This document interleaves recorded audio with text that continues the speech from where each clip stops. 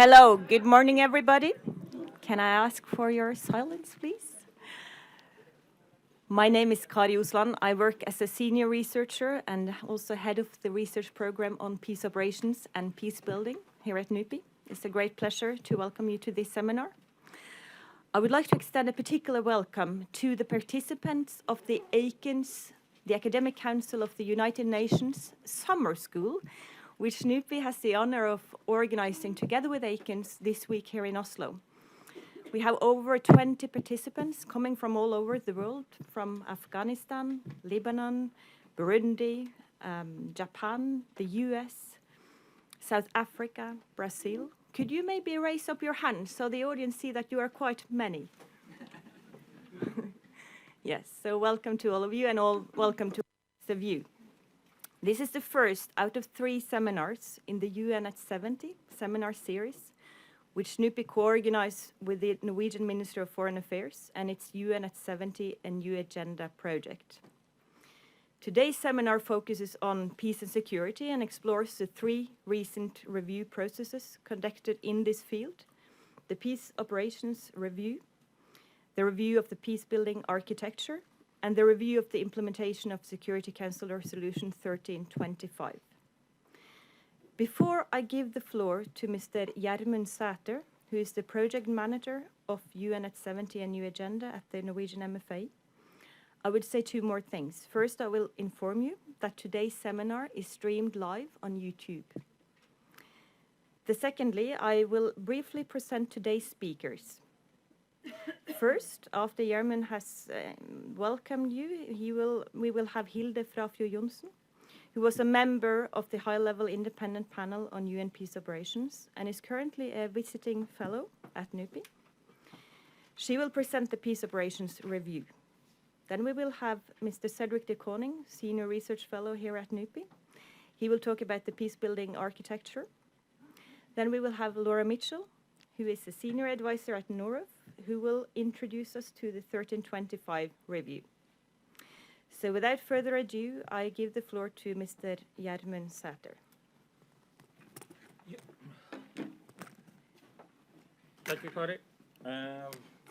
I think I would just present the project with a few slides. So if we can, I will skip some of them because you know all about this charter anyhow, right?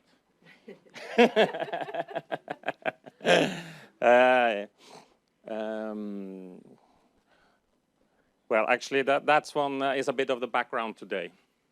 I think this is a drawing from The Economist, and I think before we get into all the difficult issues that we will discuss later today, I think this, in a way, illustrates the many problems that you find when you try to interfere or try to help a country come over a political crisis, sometimes humanitarian crisis and development crisis, because sometimes countries seem to be stuck up in a kind of circle of conflict. And I think that forms a bit of the backdrop for today's meeting. But let me skip straight into what we call the UN 70 and New Agenda project. So this project has 3 parts.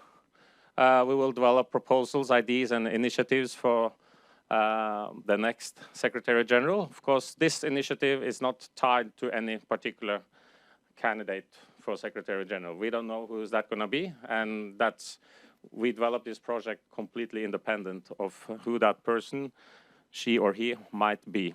But we think that there's a window of opportunity for change when there is a change of Secretary General. That's always the case.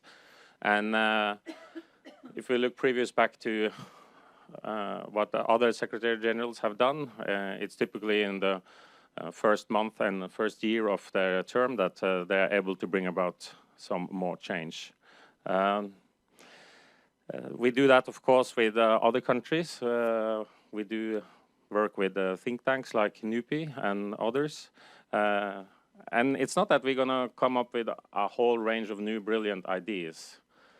I don't think that's very easy to do. I think after about 69 years of thinking about UN reform, most of the issues has already been touched upon. It's really how you do UN reform, that is the most crucial question. Of course, you need good ideas. And you need to recycle some ideas, you need to update some ideas, you need to see if there are new ideas, but it's really a matter of how you do it that is the most tricky part. So the second part of this project is to promote the 70th anniversary of the UN in Norway. And while doing that, we also get input from civil society, from academic institutions, and we have a web page. If you go to regjeringen.no and then search UN 70, you get to a web page, and we are always open for input at this email address from anyone, anywhere. And then a third objective of this project is to update the Norwegian UN policy. Of course, we do a lot of work in this project trying to look at reform ideas. Some reform ideas will be very hard to continue following up, but we can look at it in our own internal policy formulation and see if we can pick up some of it. So I think that is the three main pillars, and we are very pleased and happy that NUPI could organize this event for us. Because in this project we look across all the three pillars of the UN, and we look at the UN both as an intergovernmental arena and as an actor on its own. And today we have a really strong panel, so we are really pleased that we will get so much good input for the peace and security work of the UN here today. And I think really the way we see it is really the responsibility of member states to take the lead in telling the UN what we want with the UN. For a small country like Norway, the multilateral order is really pivotal, and that goes straight back to the charter. So the UN is very important for us, but the world is changing, and we just need to adapt, and we need to adapt the UN to a different world. We see that there are a new geopolitical order. We see that there are new issues, like in 1945, nobody thought about climate change, obviously. And we also see that there are new actors. The UN is very state-centric. At the same time, civil society, private sector is gaining more and more influence. And when I say civil society, we have also the uncivil society, organized crime, terror groups, etc. So that is the backdrop for the UN 70 project. We started in February with the launch of the foreign minister, and we will finish the work sometimes next summer or autumn. Okay, so thank you very much for coming, and we really look forward to the panelists and the input from all of you, and we will take that into account when we continue to work on this project. Thank you very much.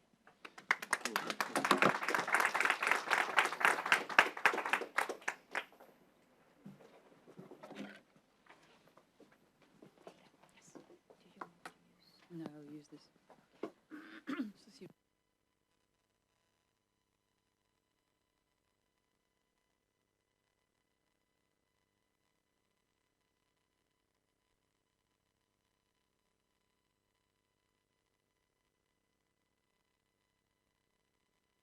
Can you hear me? Yeah. Okay. So for non-Norwegian speakers in this room, Hilde Johnson is much easier than this long and complicated name. I've been asked to talk about the Hippo report. For those of you who are not familiar with Africa's different species, or the world's for that matter, hippo is the world's most dangerous animal. So we've had a peace operations panel being called Hippo. This is very complicated. I think maybe too much hair. So basically, I'll just chat as I go along.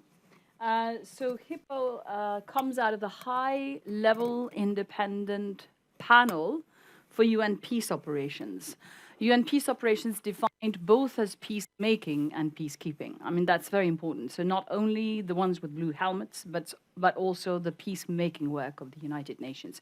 So we were asked to look at both of these and the whole spectrum, actually, of what the UN does for peace and security. So, excuse me. So basically, this panel was asked by the Secretary General to do this analysis and review in October, actually almost a year ago, 30th of October we were appointed.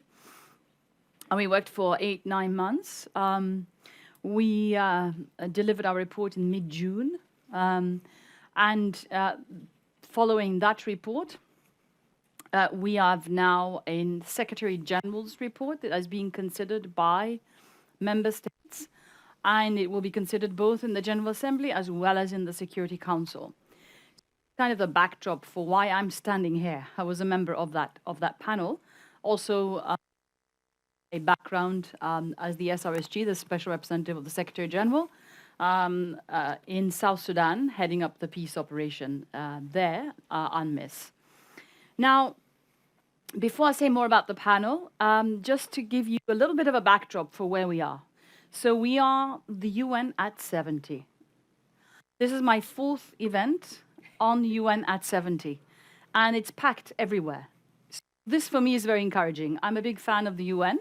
I do think that there is nothing better that we could have got. With all its fault lines and all its problems, it really is the only global, truly global community where each and every member state has a voice. It doesn't have an equal voice in the Security Council, but it certainly has an equal voice in the General Assembly. So this is a unique fora. Everywhere else, they are waiting between important, less important countries, etc. But in the UN, everyone has a voice. Now, it's encouraging because, you know, the UN hasn't always been a very cool thing. So when the audiences are packed and there's lots of engagement around the United Nations, and not least around the sustainable, the SDGs, the Sustainable Development Goals, it is because people really think that this can matter. We can make a difference. So that's very positive. I have been talking both initially at an event on protection of civilians, then on the SDGs, then on the development and economic development agenda, and now on peace operations. And it shows the spectrum within which the whole United Nations family is working. I mean, it's an incredible outfit which works on all the different pillars. So today we will concentrate on the peace and security pillar and getting countries out of conflict, and sustainably so. But I wanted us to have that backdrop. I also wanted us to have another backdrop, which is the timing of these processes is quite interesting. Because the UN is 70, and there's 3 reports on very profound issues: peace and security, Hippo, Peacebuilding, and Security Council Resolution 1325, which is on gender and women's participation in the peace processes. So 3 very important reports are coming at the same time. We're at the last year of the Secretary General that is now in charge, and we have a new one coming in. At the same time, we had a record number of heads of state coming to the General Assembly, and it's opening in September. There has never been, or at least not in decades, as many heads of state. And we had Castro coming, Putin coming, Obama very, very strongly present the whole week. Incredible participation. Not only because the UN is 70. I'm sure of it. I think because people are beginning to acknowledge that without the United Nations, we will fail to solve many of the problems. What were they discussing? All the big issues. Syria, the Middle East. I mean, really, that was where people needed to come to discuss. And this was a unique fora where everyone was. Not every head of state can go to the bilateral visit to see a head of state from a country they normally don't like or deal with normally a lot. But to the UN, they can come and they know they will meet heads of state that can help solve critical problems. So I want us to have that backdrop. Since we are at a UN at 70 event, I will narrow my comments down now, but I thought these things are important. And then the third backdrop, which brings me into what I'm going to talk about, is that at this summit, for the first time, we had a peacekeeping summit that was hosted by President Obama together with 700 heads of state. Never happened before. Why? Because UN peace operations are under considerable stress. Very, very significant challenges. 128,000 peacekeepers around the world in a record number of peace operations and under very significant challenges. We've seen the UN be targeted and attacked. We've seen the UN be faced with incredible security issues. These are new things. And we are seeing the UN under-resourced to meet these challenges. So Obama organized, it was his initiative, the US government's initiative, this summit together with 7 colleagues from around the world. And we got pledges of 40,000 new troops and significant capabilities in a number of areas. The biggest challenge, and the panel that I was member of was calling on that, was to get Western countries to change their policies, retreating from the United Nations militarily, to joining in again and supporting it not only with money, but with military forces and equipment. That was one of the main goals behind this summit, and we had 50 heads of state present, and a number of Western countries now started to come forward with more resources and troops. And of course, this call goes to the Norwegian government as well. After having moved into only non-UN military operations in Iraq, Afghanistan, etc. for many, it was time to come back to call on governments to strengthen the role of the UN. And without these assets, the UN will not be able to do its job in these critical security environments. So I wanted us to have that kind of scene up in the back of our heads as we move into, quickly, the report of the high-level panel. And I'll be using my last 15 minutes on those. First, the panel's aspirations, as we sat and looked at the terms of reference, was, I would say, 3. And I've not cleared what I'm going to say now with my panel colleague. Be my interpretation of 8 to 9 months of work. But we were surprisingly in agreement we were from all around the world with very diverse backgrounds, and we all agreed. I mean, it was amazing. 1, we need to reform peace operations at a time when it is under significant pressure. 2, we need to contribute to a consensus on peacekeeping, on the issue of use of force, on peace operations with blue helmets, in a time where it has been under significant controversy, particularly between those who give the money and those who give the troops. The third motivation was to make the UN more field and people-oriented. Field and people-oriented, and strengthen the United Nations credibility where it matters the most, where people are. Those I see as the 3 kind of thrusts. That's where we kind of came out as a panel. And this implies that our task was not to review the UN peace operations and say, okay, let's continue as before.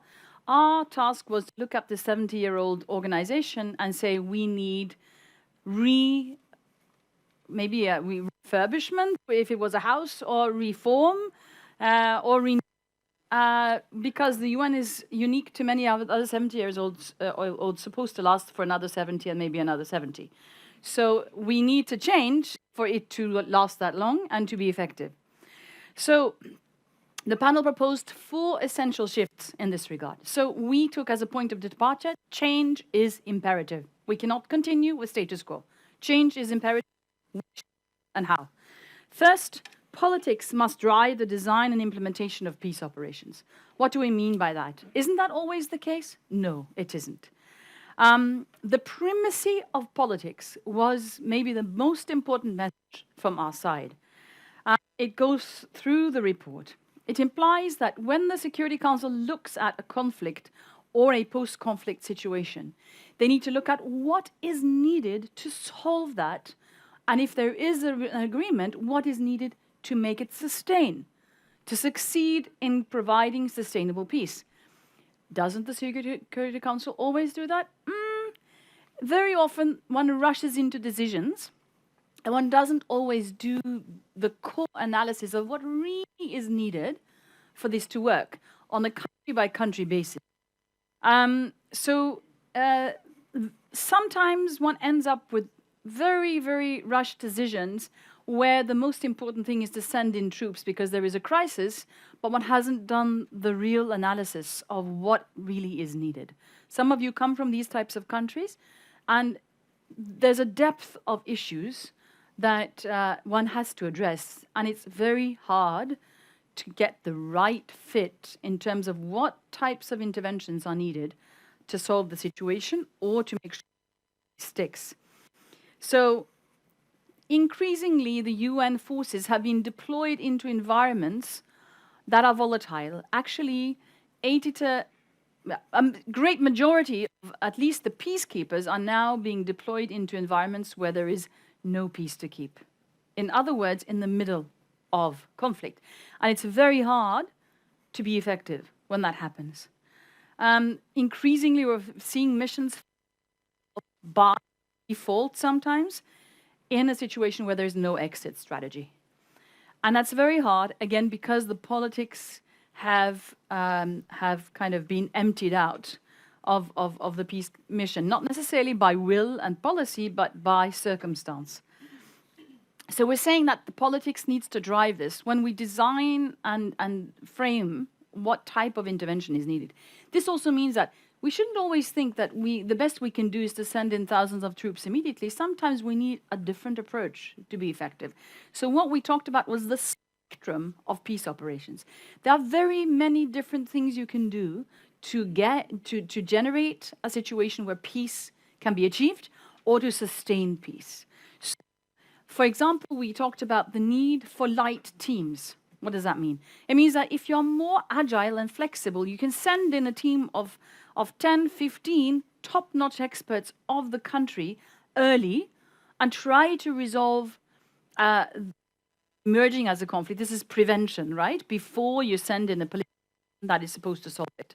Instead of sending in an SRS chief, it might be wiser to be earlier on, very agile, and think, okay, let's send in a different type of team that can help the country and prevent this from exploding. Okay, then it explodes. You might, right? Then maybe we have different political setup so that we can help resolve these issues. At the end, very often, we have seen relapse into conflict. So it's also about who does the job after the peace operation has left the country. Very often, there's a big void. So the light teams is a proposal also to have a political presence and not leave it entirely to the UN country team because they don't have that political mandate. Similarly, we also have advised a very significant scale-up of what we call the peace and development advisors that Norway has funded for many years in many countries, which are in UNDP's office. Sounds like a very kind of technical and boring thing, but very important people. They can be critical for analyzing what is needed politically, alerting UN headquarters, alerting the system that make the right interventions at the right time. So these are very critical things. Now, why is that happening already? I mean, it's weird, right? You don't know the UN system well. Very important issue. It's not funded properly. These things are not funded properly. Political missions are not funded properly, and all these different interventions at the spectrum are not funded from assessed contributions in the United Nations. What does that mean? They have to go around on begging trips to Norway and other countries. What does that mean? It means that you can't get those people in early enough because you can only get the money if Norway acknowledges that here's the problem. You get me? So you get too late too often and with too little. And this means that the funding issue is an either-or issue. Either you are funding a peacekeeping operation, which implies a big hoo-hoo in the Security Council, comes under assessed contributions, and then the political missions are not funded that way. They're funded from the regular budget. Who funds light teams and peace and development advisors? That's the begging trip. So what we said in the panel is all of this should be funded in a predictable way And we advise the consideration of using assessed contributions not only for the political missions, but also for some of these interventions. So this is point number one, and I'm talking far too much for the time I have. So let me speed more quickly through. Second big shift, the full spectrum of UN peace operations must be used more flexibly and respond to the changes and the needs on the ground. That implies that we need to change the system in the way it designs the response. Okay, so we have said that the mandating process, mandating peace missions, needs to change. We need a sequenced and prioritized mandate process. We propose actually 2 steps. Why? Because very often now you rush in with a mandate very quickly to show that you're responding to a crisis. But the analysis is often not very solid. So the HIPPO report suggests a very clear process where you have to do a needs assessment, conflict dynamic analysis, and for me, having been in South Sudan, you need to do the logistics, the infrastructure, the topography, the climatic conditions, because if you don't do that, you'll get the whole setup wrong. Now, they'll claim that they're doing this, but I think many of us in the panel had experiences that it's not happening in this way. And very often, the Council doesn't give the Secretary time to do this. So what we are suggesting is a 2-stage mandating process, and then we're looking in particular for Africa, where this is a big problem. We said, okay, so if there's a rushed situation, let's have an interim deployment. So you use 6 months to get it right, but you have an interim deployment, and we propose some mechanisms for that. Also needs to be funded, but that's not big money. Or we participate in, we partner with, not participate, partner with the African Union, which is volunteering to do much, much more agile, robust operations early in situations where the UN will take time to come in. So a sustainable and good partnership where the UN is also funding the AU operations is one of the other proposals that we have. So this means that you can do the planning right, because for those of you who might have some knowledge about military operations, if you have sent troops in and you have built hardwall accommodation into one area, boom, they sit there and they're not going to move easily because they become totally static. So this is another thing I'll revert to in a second, which is how we do peace operations. So, but the point is, if you've planned something and put the lay down, as the military say, the lay down sticks, and it's very difficult to get it right. If you got it wrong from the outset, you'll never get it right, almost. And I experienced a little bit of that in South Sudan. We are also saying that we need to improve the relationship with the host country. So we propose also that there's a compact between the United Nations Security Council and the UN and the country concerned. Because far too often we see that the country is not consulted adequately. We also see that troop contributing countries are not consulted adequately. So you end up with a lot of resistance around the mission because it was rushed in without the ownership. If you can at least generate more ownership, you'll have a better cooperation with between the mission and the host country and have an environment where it can really do its job. Third shift, a stronger, more inclusive peace and security partnership. What does that mean? It means that, and here you come into the real tricky issues, it means that we need to be better at resolving the challenges that we now have between those who are paying the bills and those who are providing the soldiers. In other words, the troop contributing countries and those that are providing assessed contributions, which are significantly important Security Council members, predominantly so. Today, you have a situation where there is a very, very big tension between the two, and particularly on protection of civilians and the use of force. What we tried to do was to develop a notion of an inclusive peace and security partnership in 2 ways. One, to work more closely with regional organizations, so there is an ownership of those that are actually closer to the conflict and to the problem, and those who are neighboring countries, etc., which is where the African Union partnership comes out quite strongly in our report. But we also propose significant cooperation with other regional organizations that are now developing these types of responses. The second area is the TCC troop contributing country and Security Council relationship, where we have seen the Security Council be pushing for operations which the troop contributing countries are not comfortable with. They see this as too high risk, and the Security Council see them as not delivering on what they have requested. And this tension has built up quite significantly. So what we did in the panel was to try to find a consensus on the way forward. And we are doing that in two ways. We are saying, on protection of civilians, there is absolutely no excuse. The UN has to deliver proactively and robustly. And this implies also that, related to this planning that I talked about, we need to see capabilities be delivered and resources be delivered, and them matching the mandates. Today, in far too many missions, they don't. Missions are under-resourced, and they are not delivering on their mandate, not only because of performance issues, because they are often accused of that, but I have to say, in South Sudan, as in many other, particularly Mali and other countries, it's really, really about the challenges in the field and the fact that the resources are not matching the mandates.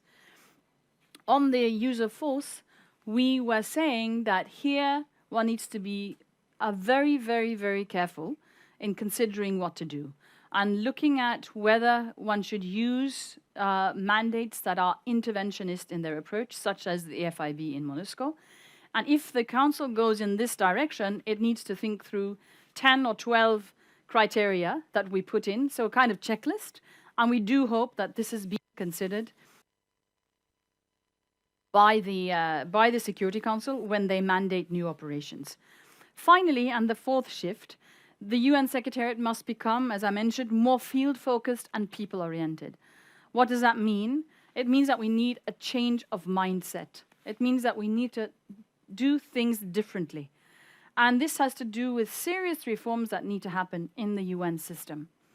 It is at this point in time very often the case that peace operations are seen as too distant from people. They're coming in like in a big invasion of vehicles and helicopters, and you really don't understand what's going on, how are they supporting us, and the people are really not feeling that they are there for them.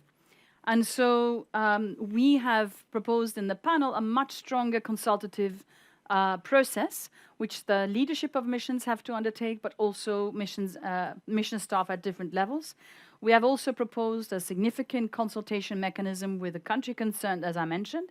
But we're also saying in the panel this has to do with mindset in New York as well, and systems in New York. And we are saying that significant reforms have to happen here. This is about how the Secretariat is structured. We had a proposal related to that. It's also about human resources, procurement, etc. And the way the recruitment processes are happening in the UN, where it takes you 12 months to get the person and you don't even know whether you can have a person that is fit for purpose in the mission, the way it's structured, this has to change. So we are saying that a big reform has to happen on field-oriented recruitment processes, and a big reform has to happen in who is responsible for this policy. We are suggesting it be moved from Department of Management to Department of Field Support. This is one of the biggest contributions. It sounds like it's technical. This move is one of the most important things that can happen in the UN system. And we can revert to that in the discussion if need be. These reforms are key. Then we are also saying that in sustaining peace, in the way the UN supports countries, change has to happen. Today, far too many mandates are blueprint technically oriented, and they're not tailored to the needs of the country and what they really are able to use effectively. So this is linked to the mandating process again. If you don't have a field-oriented assessment of how you can capitalize on which resources when, and it's sequenced, you will fail. You'll pour in lots of advisors, but you won't be able to be effective in using them. So we have a whole series of proposals around the sustaining peace agenda, which is linked to what Cedric is just going to talk about in a minute, the peace-building system. So we are saying, I think very much in alignment with what the Secretary, the panel of experts did, this approach has to change. So these four shifts were proposed by us as a panel. The report contained 170 plus recommendations. and I'll just say 50 seconds of process. So what we are suggesting now is that, not now, what we did suggest is that we look at, we did suggest to the Secretariat, we look at quick wins, then we look at what can be done by this Secretary General, what can be done by the next. So this is a longer term process. Some of these more bigger reforms, it's not realistic to expect that this Secretary General will carry them through. So it is going to be very important what Norway and other countries are doing now. What is related to the new Secretary General, what are our expectations of the new Secretary General? Because if we are not suggesting to the different candidates who would like to be a Secretary General that we want to know your position on these issues and we want to know that you're bold enough to take some of these reforms forward, then it's not going to happen. Then a lot of this report will be in vain. We've received the SG's report. They are ticking off a number of issues, but some of the bigger ones that matter the most to the system will have to be taken forward under the next Secretary General. So my point is that this report needs a lot of support throughout the next 2 to 3 years, and it needs to be linked directly to the Secretary General selection process for it really to matter, and for the UN peace operations to be able to be fit for purpose also for the next 70 years. Thank you very much.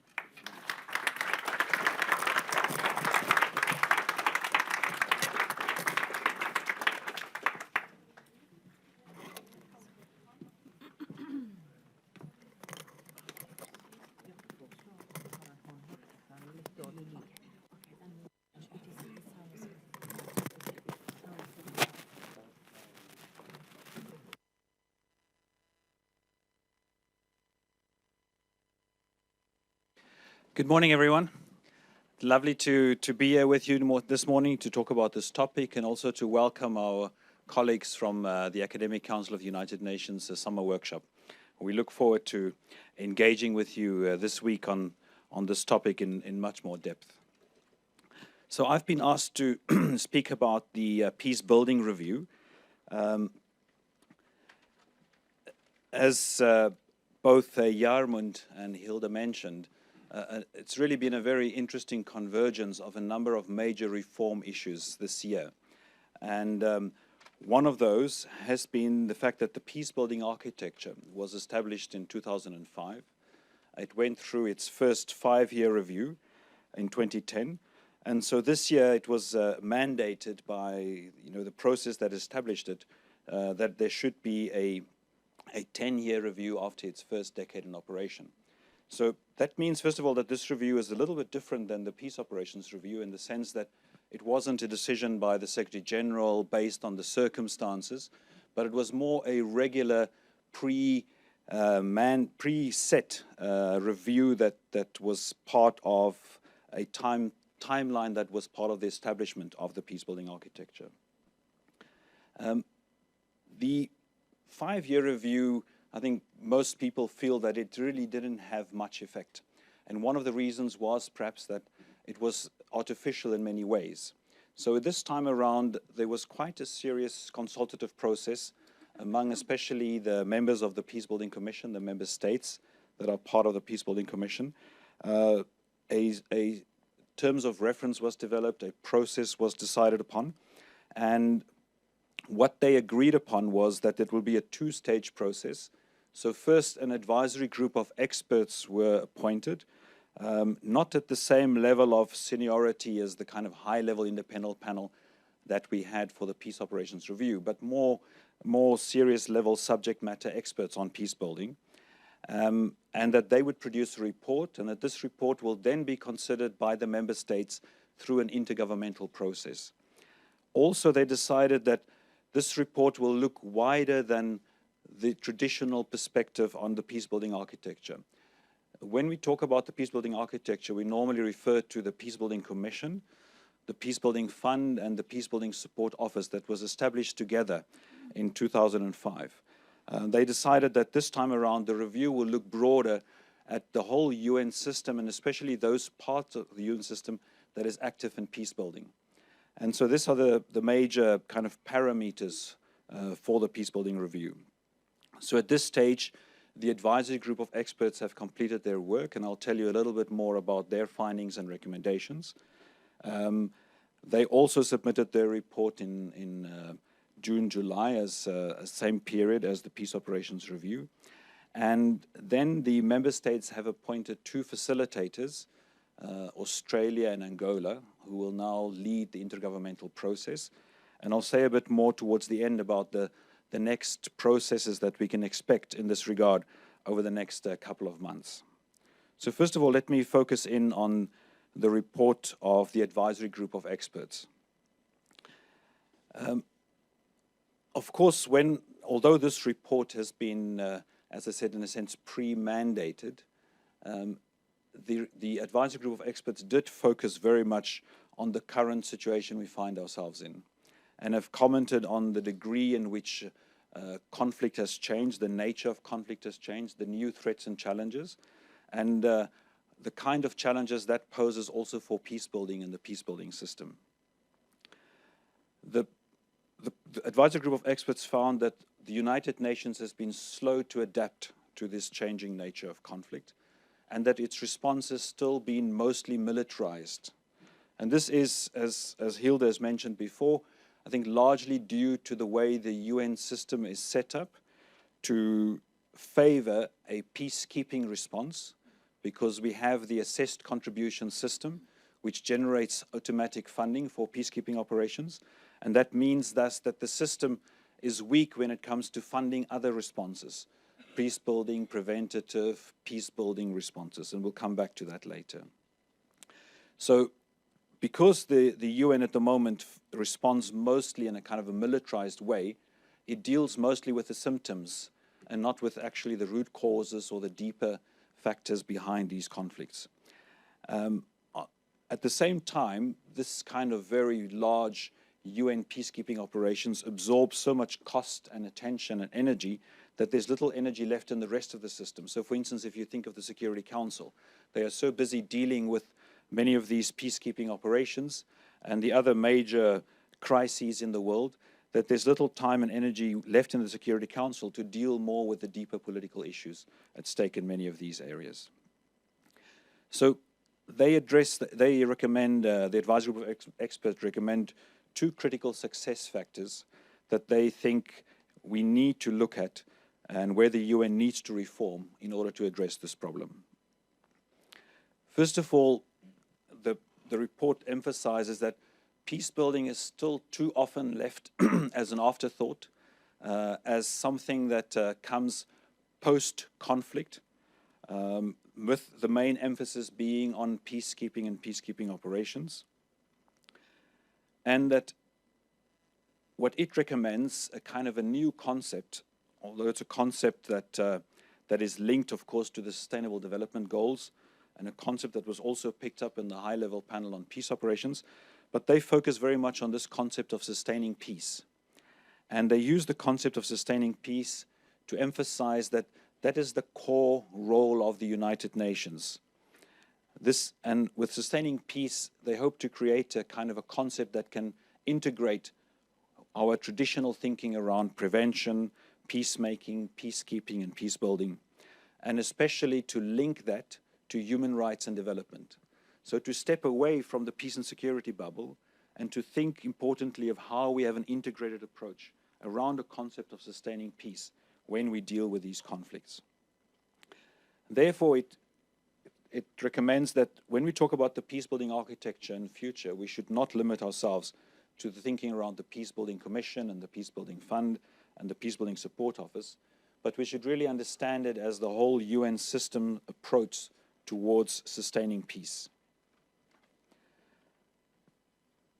The main problem here is both, on the one hand, the financing that we've highlighted, but also the current structure of the United Nations that really forces us to respond in different silos to these problems. So we have the Human Rights Council, we have the different development instruments and ECOSOC, we have the Security Council.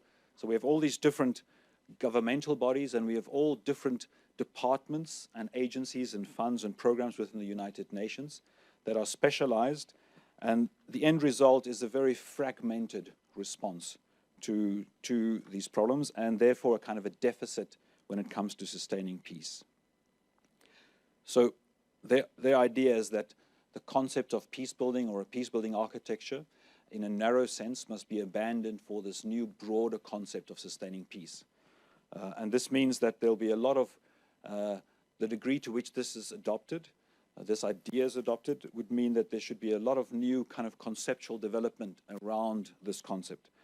But one of the big, I think, advantages to this kind of thinking is the fact that we've just had the whole negotiations about sustainable development goals, a very consultative process that have taken place over a long period of time.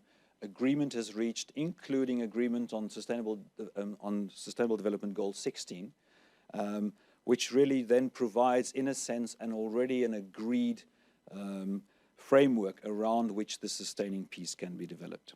The sustaining peace concept can be developed. And I'll say a few words about that later again. So it sees that, it recommends that the Peacebuilding Commission should be a kind of a bridge between the Security Council and ECOSOC and the General Assembly, which are the principal organs responsible for the United Nations, for managing the different parts of the United Nations agenda. And at the field level, that it should play a role in really helping the United Nations to improve its transitions, if you like, from the period when a country team may be dealing with a specific country prior to a crisis that requires the deployment of, for instance, a special political mission, and the transition between special political missions and peacekeeping operations.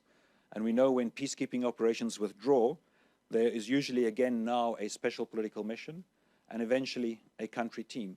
So the transitions between these kind of different interventions or different instruments of the United Nations when it intervenes in crises is a very important aspect to make sure the sustaining peace agenda is maintained throughout, and that we don't find a situation where the country team just deals purely with development, special political missions deal purely with political aspects, and peacekeeping has their own specific set of agendas. And each time this transition happens, there's blind spots for certain aspects, certain important things that need to be done, because those different parts of the UN system are not mandated or focused enough on those aspects. So the first critical success factor was this shift away from a narrow thinking around peace building to this new broader approach around sustaining peace. The next major critical success factor that the advisory group of experts have highlighted goes under the title of fostering inclusive national ownership. And here the panel recognized that external actors like the United Nations can accompany, can facilitate peace processes, but cannot achieve peace on its own, cannot impose peace from the outside. So it is extremely important that when we talk about the UN playing a role contributing to sustaining peace, that this must focus on the broader ownership in the countries that we're dealing with. And this, of course, means when they say inclusive national ownership, this is the key word that means that we're not dealing just with governments, we're not just dealing with elites that may have captured the state and large parts of the state, including civil society and so forth, but that there should be an attempt to broaden that ownership to the widest possible group in such a community. So not to focus just on the belligerents, not just to reward those who were part of the conflict, then with a role in the peace and a role in government subsequently, but to focus on the society as such. And this also links, I think, very nicely with the part in the report of the high-level panel on peace operations that deals more with people-centered peace operations and that tries to shift the focus of UN peacekeeping operations also more to the people as opposed to serving the United Nations. In this context, partnership is also highlighted as a key factor. And here the panel has especially dealt with partnership with the international financial institutions, the IMF and the World Bank, but also partnership with regional organizations like the African Union. And it makes a specific set of recommendations on that dimension, which I'll highlight in a moment. The last point that the panel highlights is that sustaining peace requires a long-term engagement. That there's really been, up to now and still at present, the UN system has a faulty model of hasty peace engagements. focusing on short transition periods, early elections, rapid drawdown, and that really what is lacking is, and this is in a sense why the peace-building architecture was created in 2005, to address what was then called this gaping hole in the UN system. The fact that we have several parts of the UN system looking at crisis and conflict and focused on the immediate period, and we have very few parts of the UN system looking at the longer-term sustainable aspects of prevention and sustaining peace and supporting sustaining peace. So the attention shifts too quickly from crisis to crisis. And the peace-building architecture was set up initially precisely to create mechanisms to maintain international attention on these conflicts as they transition out of the crisis period. But the advisory group of experts have found that despite that, the peace-building architecture, the Peacebuilding Commission, has itself drifted again to focus more and more on the immediate. So, for instance, the Secretary General released a major report on post-conflict reconstruction in the immediate aftermath of conflict. And this reframing or framing peacebuilding around the concept of preventing relapse into violent conflict means that the Peacebuilding Commission also ends up looking at, in the next 18 months, what are the most immediate risks to relapse, and then focus on those aspects. And so there's almost no one in the system that actually asks the question, what should we be doing today to ensure the resilient institutions are in place, the capacities are in place 10 years from now to prevent relapse from conflict. So we end up being in peace operations like the Congo and others for a very long time. So it looks like we now 10, 15 years engaged in a conflict, and it looks like we've therefore are sustainably engaged. But actually it's 10 one-year crisis response periods following on each other. There's no long-term forward thinking. And this is the third main finding and recommendation of the advisory group of experts. Let me just summarize and conclude with some comments on the process itself. And just check with, 3 minutes, yeah. So first of all, I think this report has been fairly well received. Most of the member states comment, and most of the I would say think tanks and so forth are quite happy with the content of the report. The most controversial aspects are probably its recommendations on conflict prevention. So I haven't mentioned that earlier, but one of the major aspects of then this sustainable peace focus is also a focus, a recommendation by some that there should be more emphasis on the work of the Peacebuilding Commission on prevention, not just looking at the longer term dimensions and the post-conflict dimension, but also looking at the prevention aspect. And this has, of course, been controversial always when it comes to the peacebuilding architecture. It was also an idea when the architecture was established in 2005, but rejected at that time as being too controversial. Another specific recommendation of the panel, trying to address the financial aspect that I mentioned, is that they recommended that 1% of assessed contributions, or $100 million, depending on which, depending on whether the 1% would be less, of the assessed contributions should be transferred to the UN Peacebuilding Fund. So that the Peacebuilding Fund has at least $100 million per year that it can use for peacebuilding funding. And then the last recommendation that is probably the most controversial is the one surrounding the relationship with the Security Council, where the advisory group of experts recommend that the Security Council should pass specific countries to the Peacebuilding Commission, that it feels is no longer in kind of the crisis stage that it needs to be responsible for, and where it also feels that the Security Council should invite the Peacebuilding Commission to provide advice on specific aspects. So I mentioned earlier that it's now entering into the intergovernmental process, where Australia and Angola is going to lead the process of now among the member states deciding how to respond to these recommendations of the experts. There's various processes that will unfold over the coming months. The process has already started. For instance, next weekend, there will be a retreat in New York with the members of the Peacebuilding Commission, where they will start thinking about what should be the key elements that should be in a resolution. And the idea is that a resolution will be adopted probably in March next year, when Angola chairs the Security Council. There's also a process underway where the President of the General Assembly has decided to have a number of regional events where precisely these three reviews that we are looking at today will be discussed in more detail, so that we can see if we can get greater convergence between these three reviews, and that would culminate in a major event in May next year. So those are some of the processes that we can see unfolding. Let me just conclude with one or two personal comments. My colleague Elis Stamnes and I worked over the last 2 years or so together with a number of other colleagues on generating inputs into the advisory group of experts and into the Peacebuilding Review, and also to produce a book which will come out early next year entitled UN Peacebuilding, the First Decade. And our own main recommendations, I think,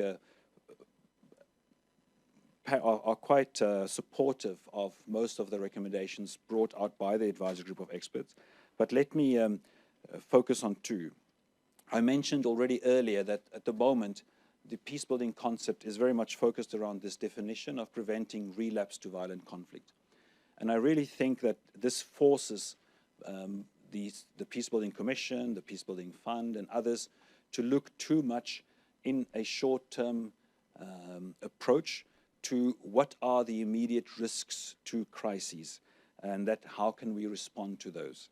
There's also a great pressure to be relevant in New York, for instance, and to be relevant in New York means that you have to be outspoken about the current crises. So if there's a coup in Burkina Faso, the people in the Peacebuilding Commission feels that they should meet and they should discuss that. I think that this really creates a problem in terms of their relevance, because it means they occupy exactly the same space as the Security Council and many other parts of the UN system, and that the peacebuilding architecture and the Peacebuilding Commission will really find its niche when it can define itself in a specific role separate from that role that is already occupied by the Security Council. And so we really argue that the Peacebuilding Commission should be the voice that takes the long view. The Peacebuilding Commission should be the part that reminds the system and reminds the member states, reminds the Security Council about what investments should be made now to ensure that the capacities are in place 5 years, 10 years down the line, so there's no relapse that follows. And we think that the Peacebuilding Commission can, one of the ways in which it can do that is that it can commission reports in the same way that the Human Rights Council has special rapporteurs on countries that commission reports. And that these reports will really produce a very valuable product associated with the Peacebuilding Commission. So that's been part of our main recommendations and thinkings around what can be done differently with the peacebuilding architecture. Thank you very much.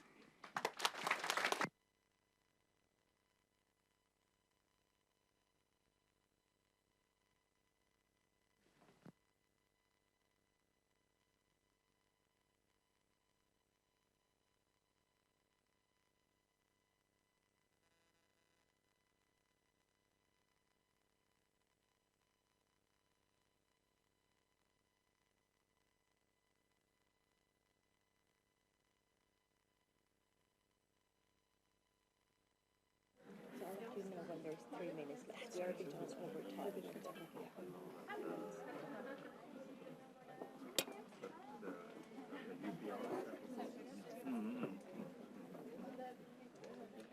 Okay, I suggest that we sit down again. 30 seconds was enough.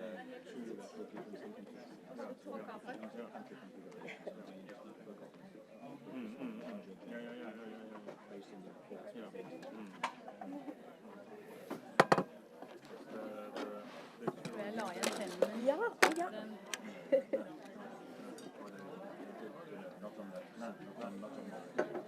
Okay, can I ask for your... Hello, can I ask for your silence, please?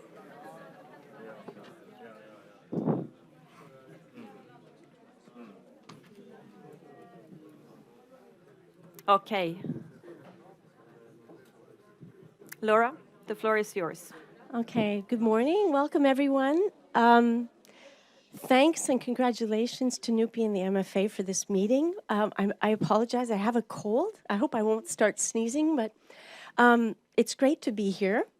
I find it's extremely exciting for me. I have not, unfortunately, read the Hippo report or reviewed it or the Peacebuilding Architecture report, so I'm learning a lot as I go. But I can say there's also a lot of resonance in terms of the some of the issues related to the challenges of implementing the Women, Peace and Security Agenda and United Nations Security Council Resolution 1325.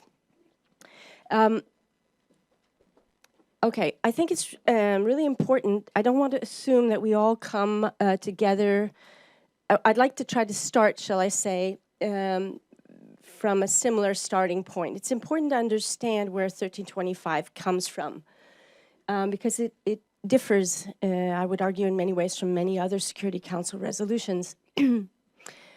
So in terms of its kind of historic context and the actors and networks that were key drivers behind the resolution, it really comes in many ways as a result of an active mobilization of transnational peace activists jointly with member states that were very favorable.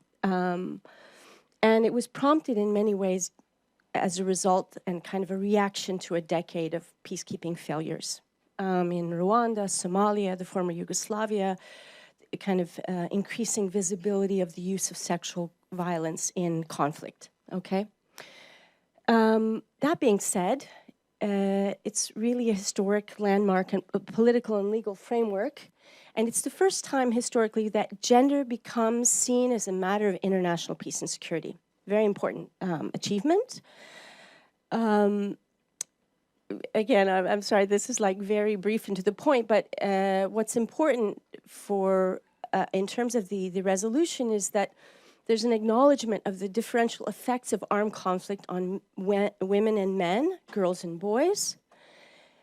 Acknowledgement of women's marginalization and exclusion, actually in many cases, from meaningful participation in all aspects of conflict. Conflict prevention, peace building, conflict resolution, post-political settlements or post-conflict reconstruction, okay?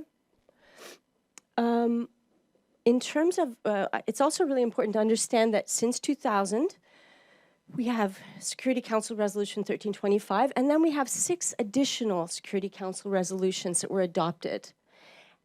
All of these 7 Security Council resolutions were a part of this review. Okay, so we refer to 1325, but it's actually all 7 of the resolutions, and this month we have another also Security Council resolution, that 2242, which has been passed. In terms of Security Council Resolution 2122, I want to also flag that in that resolution, the Secretary General was invited to commission a global study and to convene a high-level review on the implementation of this agenda. Okay, so this high-level review and the global study comes out of a Security Council resolution as well. I was thinking and kind of wishing if I'd had a bit more time, I would have gone back over and looked a bit more and brought in a bit more of the kind of some of the learning. There was a 10-year review in 2010. I didn't really have time to do that, but one of the kind of persistent messages is that implementation has been very weak, it's been very uneven, it's been extremely under-resourced. In the 2010 review, going back quickly over my notes this morning, I noted that there actually have a quote where the Secretary General stated openly that the efforts to address the issues faced by women and girls during and after conflict had not come close to meeting our expectations. That was in 2010, okay? I think actually I'm kind of fortunate because I get to piggyback on Cedric and Hilda's presentations around the relevance and the timing of the global study and the review, that this is kind of a critical moment in terms of the post-2015 Millennium Development Goal work. the two other high-level panels, and also we've had a 20-year review of the Beijing Declaration and Platform for Action. So in terms of having 20 minutes to cover, just so you know, the global study is 418 pages. It's very rich. It was extremely consultative. I thought I would try to kind of just go briefly over the main steps that were undertaken to review implementation, speak and touch on the global study report, highlight some of the key findings identified in the review, and as well as some of the recommendations. So another kind of important, somewhat invisible step is that prior to convening the review, the Secretary General also invited member states, regional organizations, and UN entities to kind of prepare for the review by reviewing their existing implementations plans and targets. As I said, then there was a large global study that was launched last year on implementation of 1325. The scope of the study was essentially to highlight good practice, cases, examples and cases, highlight implementation challenges and gaps, as well as addressing some of the emerging trends and priorities for action, which also I think Cedric spoke to, and Hilda, that the UN is faced with a number of emerging threats and challenges that were not present 15 years ago when 1325 was adopted. And then the study results were to be reviewed by the Secretary General and submitted along with his annual report earlier this month. So the global study is entitled Preventing Conflict, Transforming Justice, and Securing the Peace. It's led by a prominent expert, Radhika Kumaraswamy, who was former SRSG, as many of you know, on children in armed conflict. She also served as special rapporteur for many years on issues of violence against women. So a very, very experienced person and someone with a lot of experience with the UN system. Ms. Kumaraswamy was also to be assisted in many ways by a high-level advisory group of eminent experts. There were 17 of them. One of them, unfortunately, passed away earlier this year. The high-level advisory group was essentially given a mandate to guide the study's development, provide feedback on the policy recommendations. Many of the advisory group members also were involved in consultations in different countries and regions of the world. And there was also a decision that this study would be comprehensive, specifically because 15 years had passed since the initial adoption of 1325. And as stated already, the world and the nature of some of the threats and nature of conflict have changed considerably. So in terms of kind of process, the global study is impressive, frankly. I think it's extremely impressive, it's extremely rich. There were extensive consultations with diverse groups of stakeholders all over the world. There were country visits, there was commissioned research by leading experts in this field, an online portal that individuals, civil societies, member states can also make submissions to. There was a civil society survey under UN Women. There were focus groups done. A really impressive amount of work, in really quite a short period of time. And the commission papers were done under UN Women, and were designed so that they would feed into the study. So in terms of some of the obstacles and challenges that are named in the report, I should say, as I said earlier, it's 418 pages. I think there are 17 or 18 chapters. Every chapter, deals with particular area and has very kind of concrete recommendations. There, at the end of the report, there are also kind of more general recommendations. So I'm not going to go through obviously all of the technical recommendations, but it's very well written, very accessible, well documented. In terms of sexual violence and conflict, there are very few prosecutions. There's an acknowledgement that we have a very robust, comprehensive normative framework to deal with sexual violence and conflict, but very few prosecutions have happened to date. And they're kind of, we need more research because there were kind of different claims. Some claim that perhaps the normative framework serves as a deterrence. Others claim that very little has changed on the ground for women who are victims of sexual violence.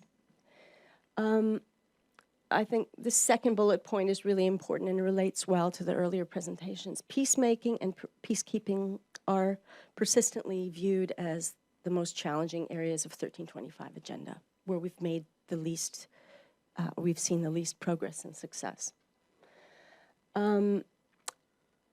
So, for instance, women's participation in formal peace processes is seen as inching up very slowly from very low rates of participation, estimations of around 9% from 2011 based on a study.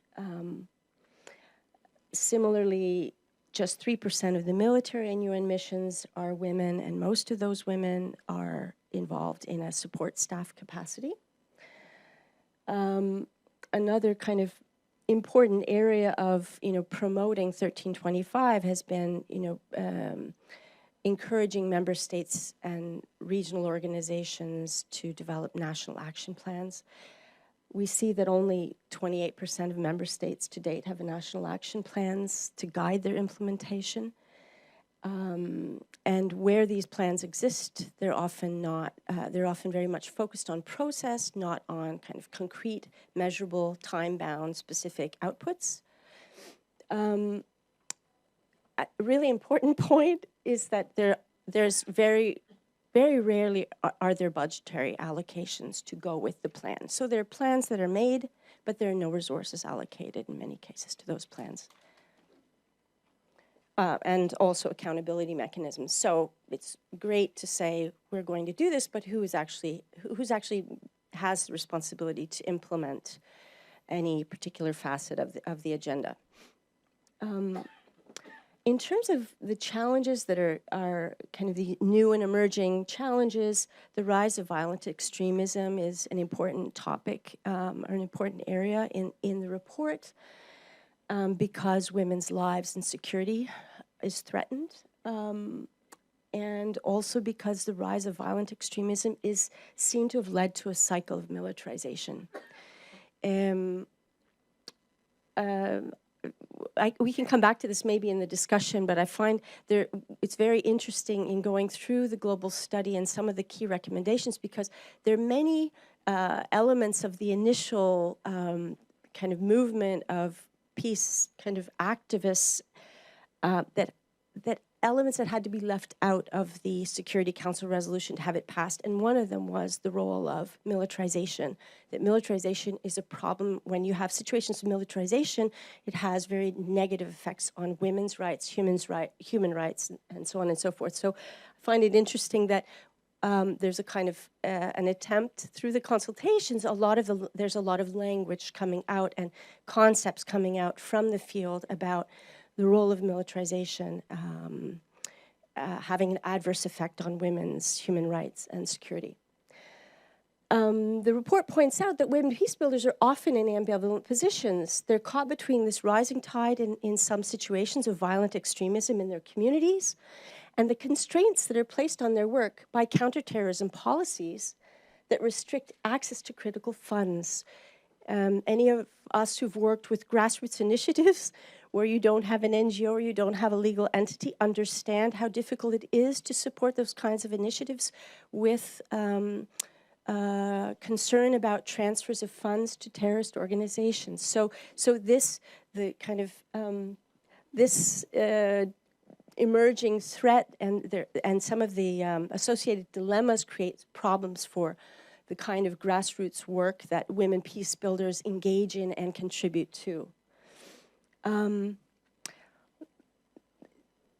kind of the last point here, and this is not a new point, is that there's a lot of rhetoric behind the Women, Peace and Security agenda. We've had a lot of rhetoric for 15 years.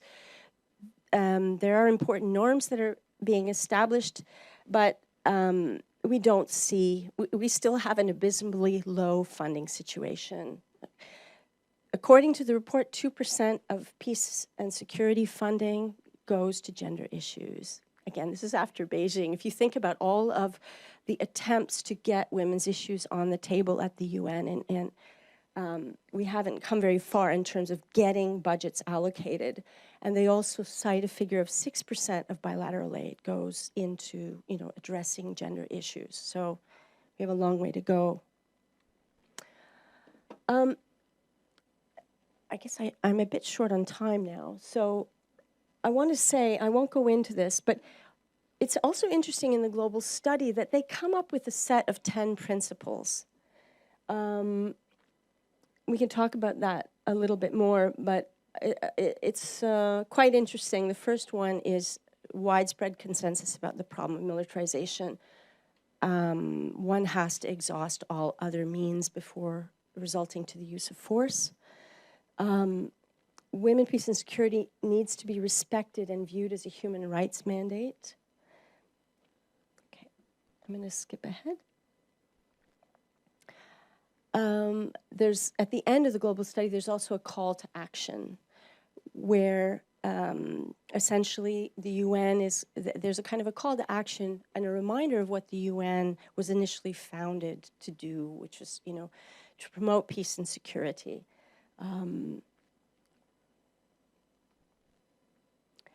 Okay, so then in terms of the process, the study was submitted, and then the Secretary General prepared his report and review.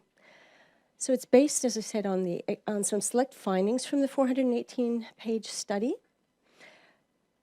The challenges are a little bit harder to extract from the Secretary General's report. You have to kind of dig. But some of those include attitudinal resistance to including women and their perspectives in all aspects of peace and security. Lack of or poor planning and lack of specific time-bound action-oriented planning and monitoring of results. Lack of consistent implementation, lack of accountability mechanisms, inadequate gender resources, expertise, and funding, and insufficient commitment and leadership by various leaders at all levels. There are 5 key areas of action that are named, and the Secretary General says that action must increase significantly in each of these 5 areas. The first is to bring women's participation and leadership really to the core of our peace and security efforts, including our responses to new and emerging threats. And here we need targeted measures to remove obstacles to women's participation. We need to incentivize effective and meaningful participation and decision-making of women in peace and security. We need to work on and change attitudes, demonstrate impact, and a number of other things. But secondly, we need to be more committed to protecting the human rights of women and girls during and after conflict, especially in the context of new and emerging threats. Protection of women and girls remains a deep concern. And I think when we think about large movements and displacement of people, as we now see from Syria, Iraq, and other countries, this issue is no less important. A kind of final point, which is really important, it's not to forget women's political participation. Protection needs to be underpinned by women's political participation. And participation, the report says, is also a measure of protection. So, thirdly, we need to ensure gender-responsive planning and accountability. Obviously, gender analysis needs to be brought in to all of our planning processes, decision-making. Implementation needs to be supported by senior leadership and included in job descriptions, terms of reference to really hold senior leadership to account. I'll skip over this. I think the whole area of strengthening the gender architecture and technical expertise, in many ways, these issues were touched on by Cedric's presentation. There are a range of measures that are listed in the report to strengthen the capacity of the system, such as a clear example of the idea of deploying senior gender advisors in special missions and multidimensional peacekeeping missions. Also to bring UN women into senior management forums on peace and security and humanitarian issues, and a need to address the serious gender imbalance in senior management positions at the UN. Last but not least, financing the women, peace and security agenda. Obviously, lack of funding and resource allocation remains a major challenge to implementing this agenda. Gender equality and women's empowerment are still not prioritized in the resource allocations and in peace and security responses, and there's a call for more robust financing of this agenda. So I think just to kind of conclude, I mean, a lot of ideas come out of listening to the earlier presentations.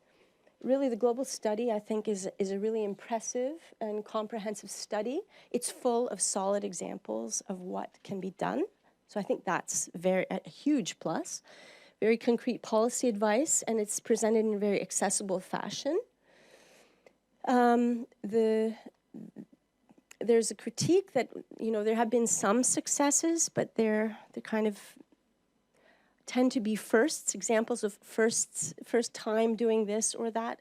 And we need much more standard operating practice to see gender and a gendered analysis brought in much more systematically, not just referring to a first case of experimenting with this and that. As in the 2010 review, implementation remains very uneven and extremely slow.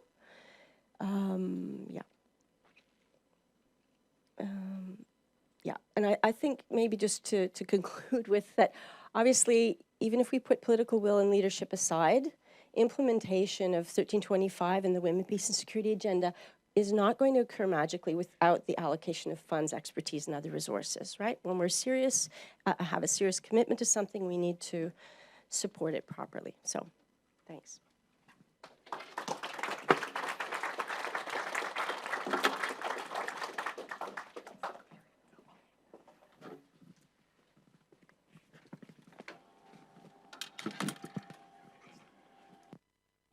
Thank you so much. I will now ask the presenters to come and join me here in the panel. And while you do that, as we have heard, there are several similarities between these reviews regarding the extensive consultation process, but also regarding some of the challenges identified and recommendations made. And that concerns in particular the problems or the challenges with the financing system, with prevention. And I guess the two first presentations we heard are more similar than the last. I mean, there are more overlaps between them. In that regard, I am quite curious to hear whether some of you have reflections as for whether there are clear contradictions between these reviews. But I will also then open up to the audience for questions, comments. And when you raise your hand, please state your name and affiliation. I will open up immediately, but I asked the panel to think about the question I posed. Maybe you have an answer to that later on. So, I see him here, Anne Kjersti. I will give you my microphone. Thank you, Kari, and thank you to the panelists. I think this is extremely interesting to hear about all three reviews at the same time.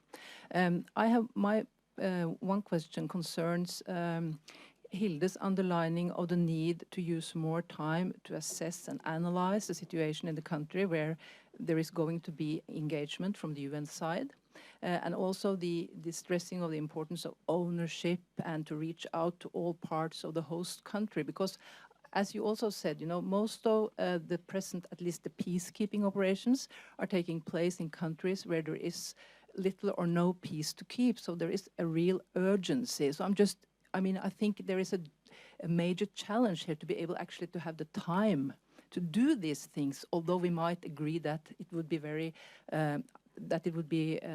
something that we would like to do.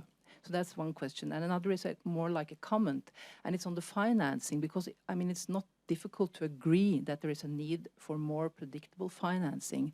But at the same time, I mean, we know that there is not a lot of eagerness on the part of the countries that are paying, because many of them will say that, you know, this is a time of crisis, so we don't really have all that money. And I think, you know, both, at least the Peacebuilding report and also the Peace Operations report comes with a price tag, and we should be very conscious about that. Thank you. Oh, I'm sorry, I didn't introduce myself. I'm Anne Kjersti Frøholm, and I work in the Ministry of Foreign Affairs in the Security Policy Division. Thank you. Thank you very much. I think we will take one more question. Behind you, Lisa. Hello, I'm Lisa Kirkingen from Nordem. I have a question both for Hilde and also for Cedric. Working for Nordem, providing civilians to the UN and also peace operations, we're obviously interested in the human resource and recruitment issues. And we're glad to see that these are highlighted and that some changes are proposed, because of course it's essential to get the right people at the right time. And also that means civilians, not only troops, in the context that you highlight, increasingly complex environments and more focus on people in the operations. So in light of the review process or the recommendations in the Gehenna report in 2011, which proved that it was very hard to change at least the external contributions in terms of civilians. I'm wondering what you see as the most realistic changes that can improve the recruitment processes to peacekeeping operations. Thank you very much. These were two extensive or several questions, so I think we will let the panel answer, and then we take a new round afterwards. Please, Hilde, do you want to start? Now it's working, yeah. First question on the contradictions between the reports. I think it's very critical that there's coherence between them. So and we have made a lot of effort. I didn't have time to go into that in all three processes to be coherent and to collaborate. So Radhika Kumaraswamy, who was in charge of the global study, was a member of the UN high-level panel on peace operations. We had numbers of meetings with our colleagues in the panel of experts on peacebuilding. So we made sure that there was coherence. I mean, our report was the first one to talk about sustaining peace and define this as the way to talk about the process of avoiding and solving conflict, rather than talking about these silos of peacemaking, peacekeeping, and peacebuilding. And when we discussed this with the panel of experts who were just starting their work, they were on the same wavelength, so to speak. So the conceptual development started with our report, our panel of discussions with the panel of experts. And I think so for me, it's absolutely critical that there's coherence between these things and no contradiction, because we need to help the system address these issues with bold decisions. So for me, the more coherent these reports are, the more difficult it will be not to implement them. If you find contradictions, you'll find ways to undermine the reports. And I don't see significant contradictions. I've read, not all the 418 pages, I have to admit, but I've looked at this, and of course I've read the panel of experts report. I also wanted to underline that we also had extensive consultation. So I think the new thing in the UN system now, because I don't think this has happened to that extent before, is that we had three processes with real extensive consultations, not only with countries, not only with regions, but with people. It was the same with our report, despite the very narrow time frame we had.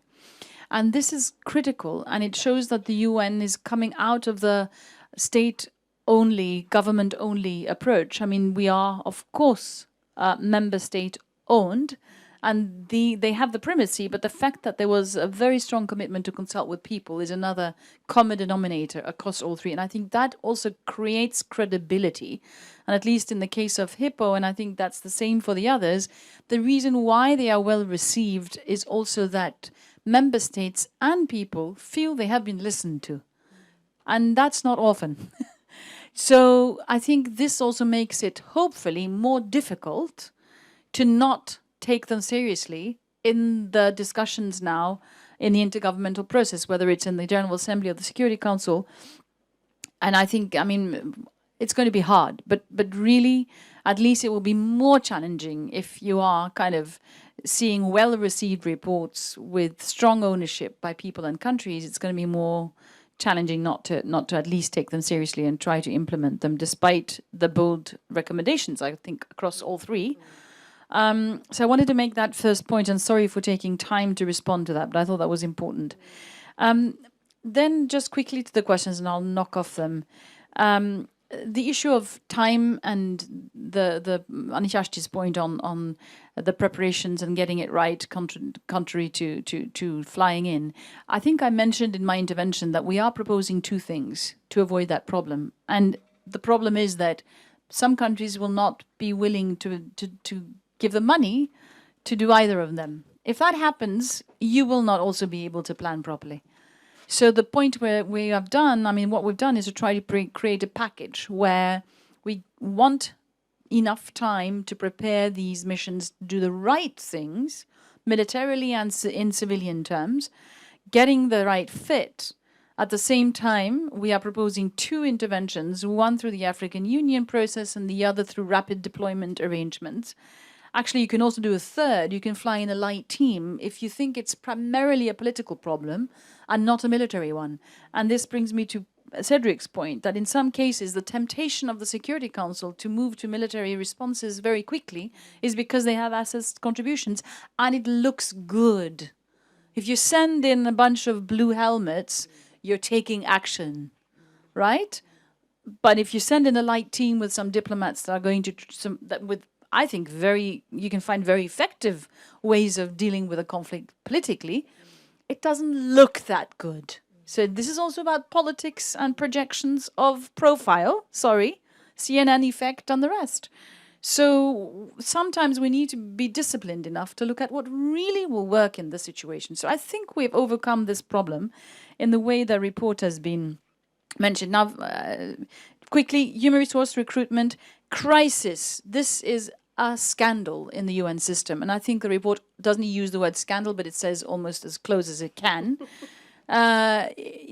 We have a human resource system in the UN which implies that the system that was designed for 3,000 employees in New York and Geneva is now used for 130,000 peacekeeping civilian staff. Isn't that many? But it's actually, well, I must be 70,000 or something. I mean, it's huge. And you cannot have a system like this because it takes 12 months to recruit, or 10 months, as I experienced in many cases. So what we are suggesting is changing the rules to a field-oriented rule system, changing the rules to a system which is fit for purpose in the field, and moving it from Department of Management to Department of Field Support. And then finally, on financing, my view is if you take our report seriously, you'll save money. Because it means also we are asking for a review of a number of the peace operations globally. We know you don't have to have, I mean, this is not what the panel says, but if you read the report with an eye to cutting cost, there are a number of missions around the world that are not needed in the size and the format they have. Some are anchored in General Assembly resolutions, which makes it harder to change because there are countries that are interested in keeping them. But you can really question whether you need a sizable force, and I won't give examples, in a number of countries. You would save money, and you would save money from a number of other proposals we have, including on having individual police officers in the numbers you have if you're working on institution building, for example. So there are many, many things you can save money. So yes, it goes with a price tag. If you want to keep all the old stuff the way it is and introduce the new stuff, of course you get a higher tag. If you want to be bold and change the system, you can save money and you can do the new things without having, I think, too much increase in resources. Thank you, Hilde. Cedric, do you want to comment? Thank you very much. I think Hilda's addressed most of the issues very thoroughly. So I'll just mention two things. I think, I mean, I agree with that a lot of work has been done, and we really need to actually emphasize the convergence between the reports. And there, I think, key things is the way they all speak to and agree in broad terms towards this concept of sustaining peace. And we need to really move away from the 1992 agenda of peace ideas of prevention and peacemaking and peacekeeping and peace building, and develop a new paradigm around sustaining peace.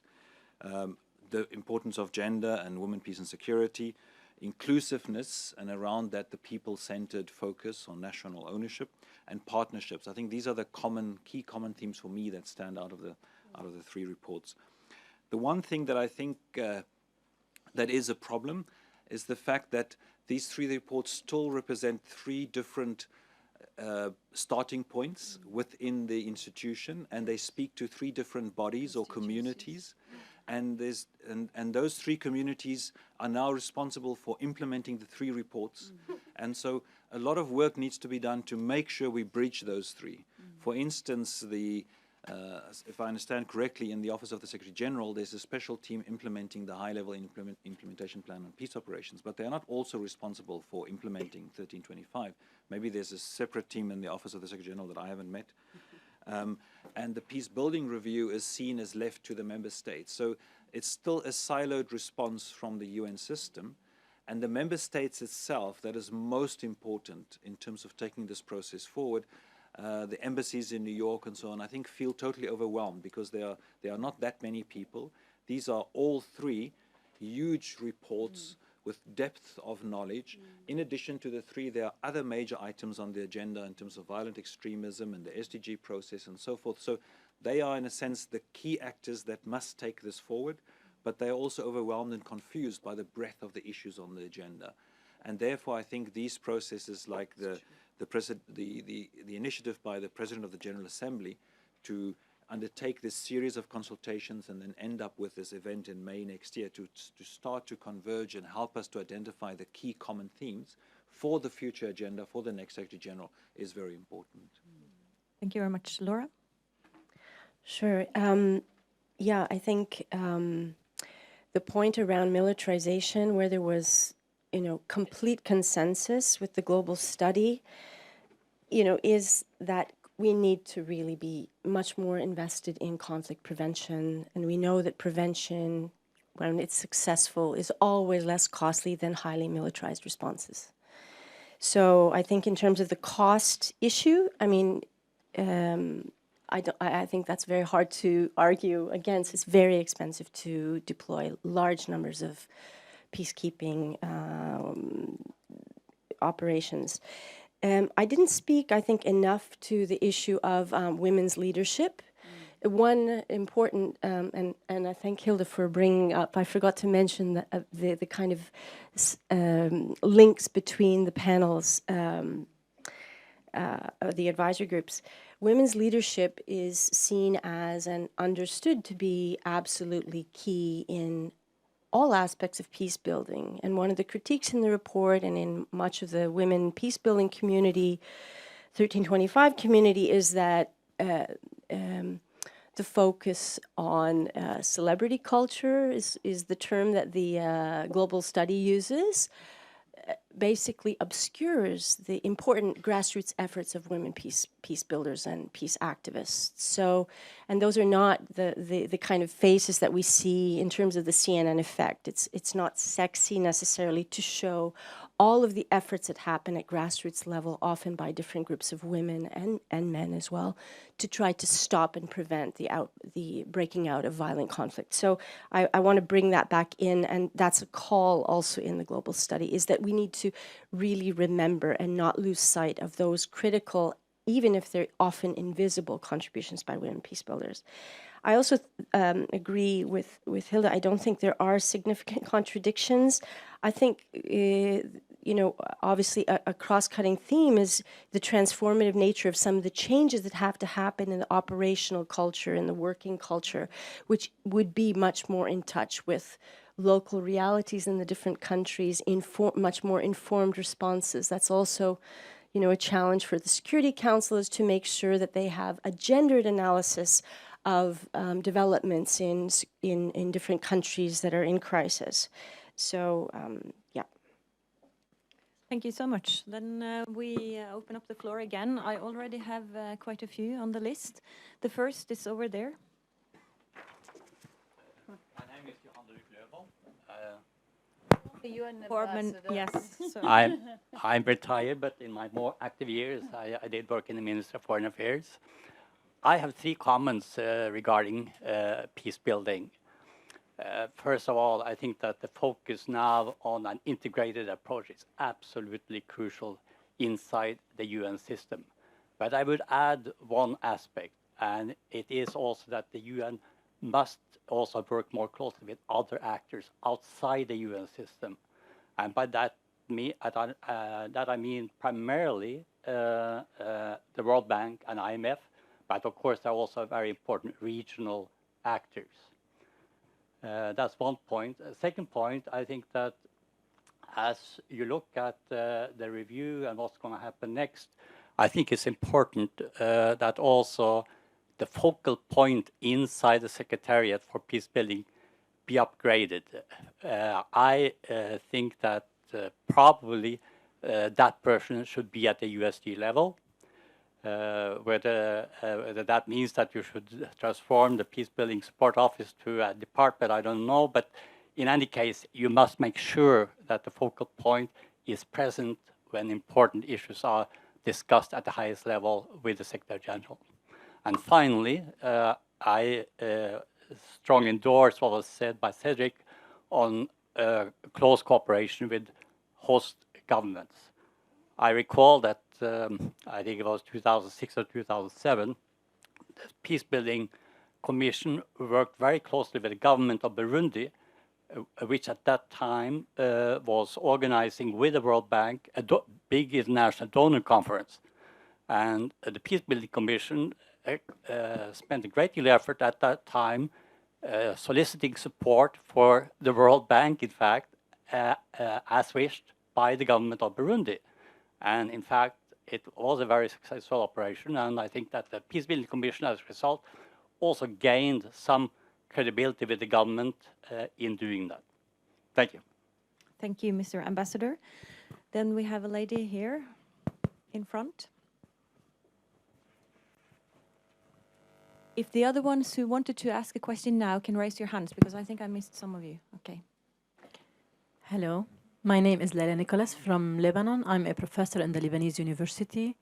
Mainly, I have read all the 3 reports, but I had the chance to read thoroughly the HIPPO report because my presentation in this workshop is about the UNIFIL, and I have many comments or comparisons to do with the recommendations of the HIPPO.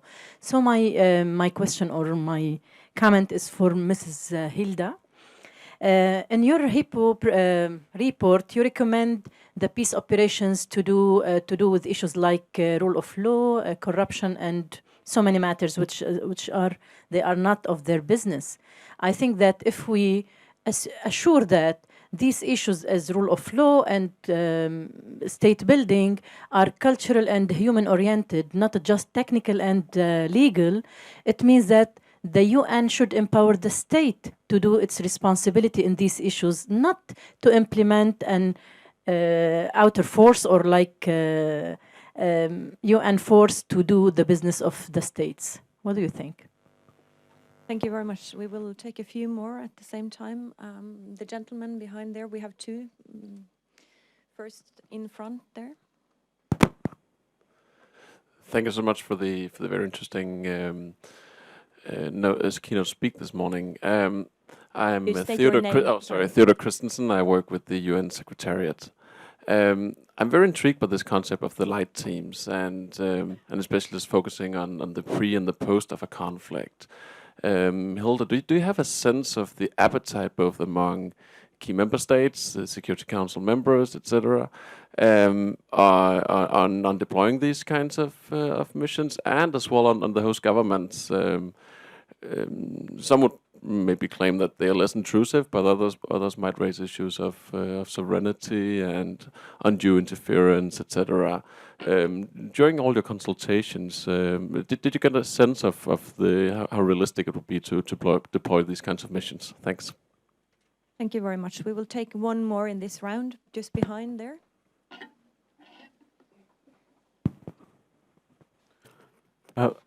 My name is John McE from the University of Johannesburg in South Africa.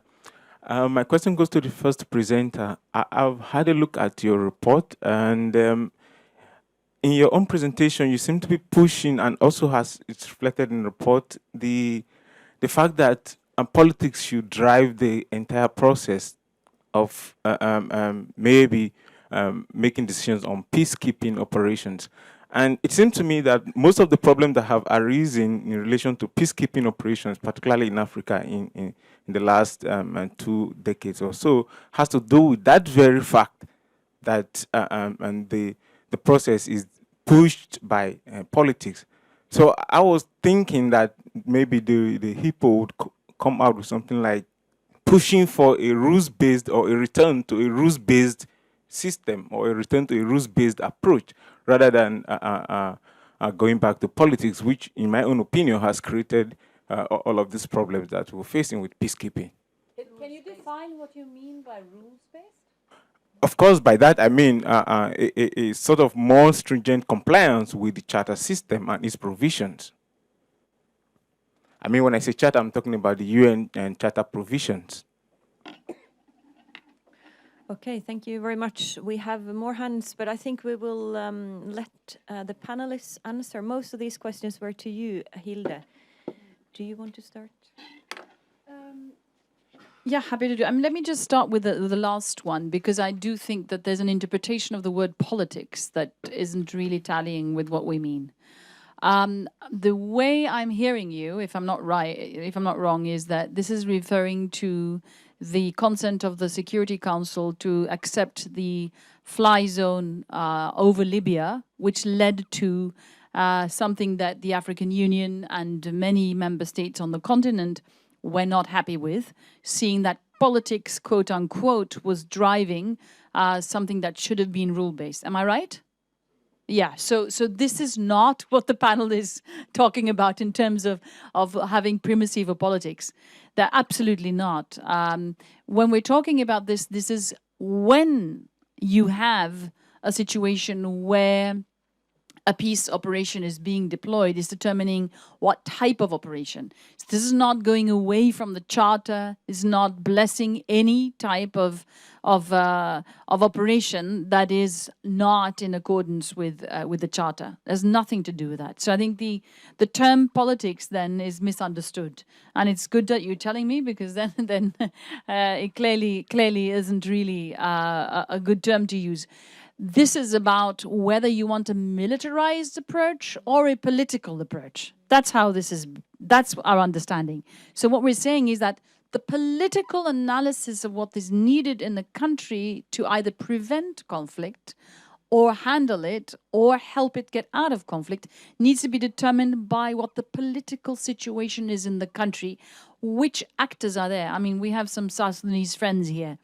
Like, you know, in the current situation in South Sudan, if you didn't have an operation there from before, what you would do, you would analyze what the actors in the conflict are doing.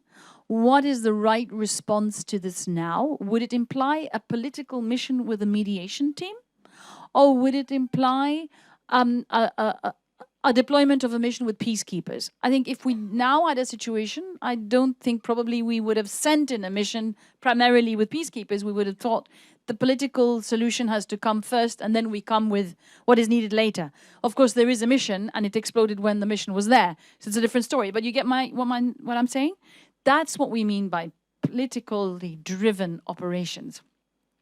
So it's about having the political dynamics in the country determine the response, and not having blueprint approaches in your head about what the UN always does. So let's just send out, you know, a peace mission with X, Y, and Z, because that's what we always do.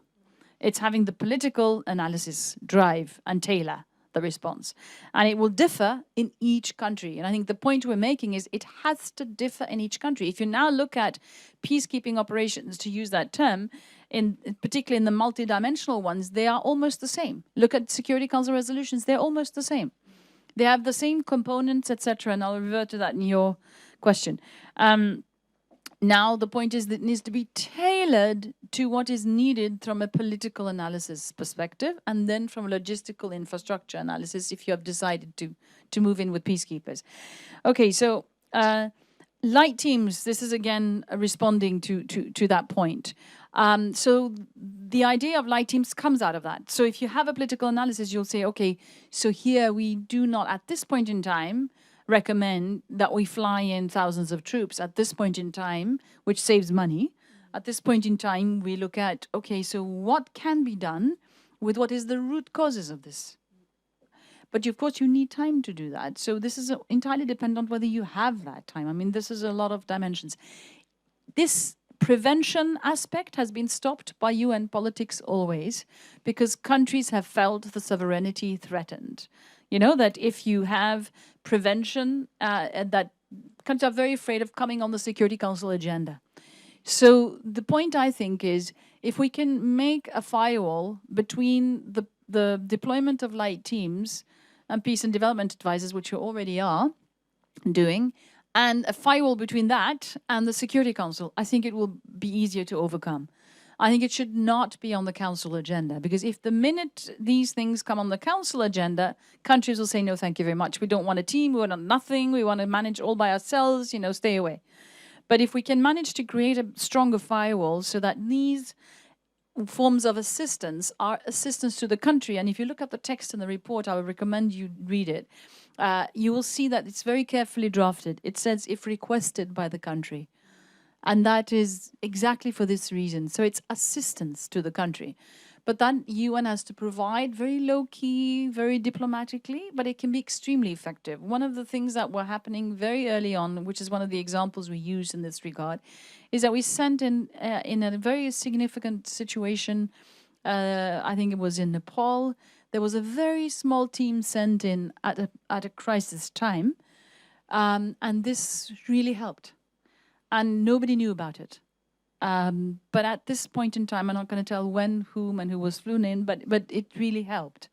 And so we've had situations there that what the UN is quietly doing is sometimes the most effective, but you'll never hear about it because we're not supposed to tell. And I think that's critical for the result and the outcome. We didn't hear a lot of resistance on this, but we'll have to see how this flies. In the Secretary General's report, it's referred to as something that is linked to the Human Rights Upfront Initiative. I'm not sure what we were thinking about was a much broader use of this. And I think we need to avoid it from being linked too much up to that, because then you can easily have resistance again from member states. And we need much more resources to be able to do it. And that situation, that issue, they're silent on in the SG's report, the resource issue. Just quickly on the issues around UNIFIL and the HIPPO. I think this is important to understand. So there are peace operations and peacekeepers that are there to monitor ceasefires and to monitor and be buffers, you know, in a safe demilitarized border zone, whatever. These categories of missions are totally different from the multi-dimensional peace operations. So the reason why we are referring to these different technical issues like rule of law, etc., then we are talking about the other category of peace operations, not UNIFIL. No, I'm not talking about you are asking UNIFIL. I'm talking just about... I understand. Because I understand. So the point is that we are not recommending that peace operations in different countries should have all these components. HIPPO is not recommending that. HIPPO is criticizing that this is always being done as a blueprint approach in far too many countries. So we're actually saying the opposite. We're saying we need to analyze carefully whether these different aspects of the mandate should be advisable in these country situations before we start drafting resolutions. So this goes back to the analysis that you have to look at, is it really the UN that should do the rule of law support? Is it somebody else? Is some cases yes, other cases no. Should they do rule of law support now or should they do it later? That's what we are recommending. So we're recommending the tailor-made approach where the UN should indeed have that capacity at UN headquarters, but whether to deploy it to a certain country depends entirely on the analysis of the country situation and what is needed. Sorry for taking too much time, but these were the questions. Okay. I see, Cedric, you have a comment here. Do you want? Is it short? Because I would like also to open up. There are a few more comments from the audience. There was a peace-building question. Yes, please. No, please take that immediately. Yeah, so I was just going to respond to Ambassador Lurval, and Ambassador Lurval was the ambassador of Norway to the United Nations and also the chairperson of the first, I think, chair of the Burundi country configuration. So he knows what he's talking about. I would say that, I mean, the one aspect that you mentioned, which I think I would like to comment on, was the aspect of lifting up the importance of the Peacebuilding Support Office by it being led by an Undersecretary General. On the one hand, I would say, yes, that would obviously be the right thing to do in terms of making this department more important. But if we really think of deeper reform, then I would say we need to move away from having these siloed strengthening of PBSO versus DPA, Department of Political Affairs, and DPKO, the Department of Peacekeeping Operations.